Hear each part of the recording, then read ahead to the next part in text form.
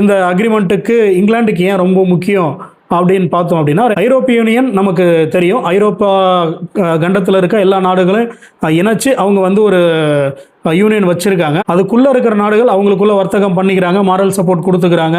இல்லை ஏதாவது மற்ற நாடுகள்லேருந்து பிரச்சனை அப்படின்னா எல்லாரும் ஒன்றா சேர்ந்து நிற்கிறாங்க. அப்படிங்கிற மாதிரி அந்த ஐரோப்பிய யூனியன் வந்து செயல்பட்டு இருந்துச்சு. இந்த அமைப்புல இருந்து வெளில வந்துடுறாங்க பிரிட்டன். அதை வந்து பிரெக்சிட் அப்படின்னு சொல்கிறாங்க. பிரிட்டன் எக்ஸிட் அப்படிங்கிற மாதிரி ஒரு விஷயம் சொல்கிறாங்க. அப்போது அந்த ஐரோப்பிய யூனியன்லேருந்து பிரிட்டன் வெளியில் வந்துடுறாங்க, இங்கிலாந்து வெளியில் வந்துடுறாங்க.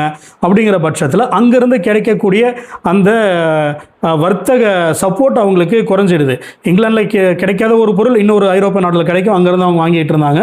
அது போக இங்கேருந்து அவங்களுடைய பொருட்களும் அவங்க ஏற்றுமதி பண்ணிட்டு இருந்தாங்கும்போது ஐரோப்பிய யூனியன்லேருந்து வெளில வந்துட்டாங்க.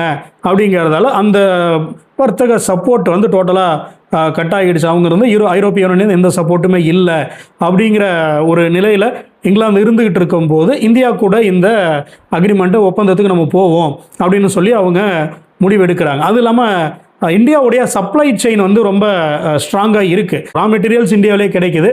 இங்கேயே வந்து மேக் இன் இண்டியா மூலயமா பொருட்கள் இங்கே தயாரிக்கப்படுது. நமக்கு கொண்டு போய் சேர்க்கறதுக்கான துறைமுகங்கள், ஏர்போர்ட் வசதிகள் வந்து அதிகமாகவே இருக்குது. இந்த சப்ளை செயின் கரெக்டாக இருக்குது. ஏற்றுமதியாளர்கள், இறக்குமதியாளர்கள் எல்லாமே வந்து பக்கா பிளேஸில் இருக்குது. புதுசாக நம்ம போயிட்டு ஒரு மார்க்கெட்டை உருவாக்க தேவையில்லை. அப்படிங்கிறதால இருக்கிற மார்க்கெட்டை கெடுத்துக்க வேணாங்கிறத அந்த முடிவுக்கு வந்து இங்கிலாந்து வந்து இந்த அக்ரிமெண்ட்டுக்கு ரெடி ஆகுறாங்க இந்தியா கூட.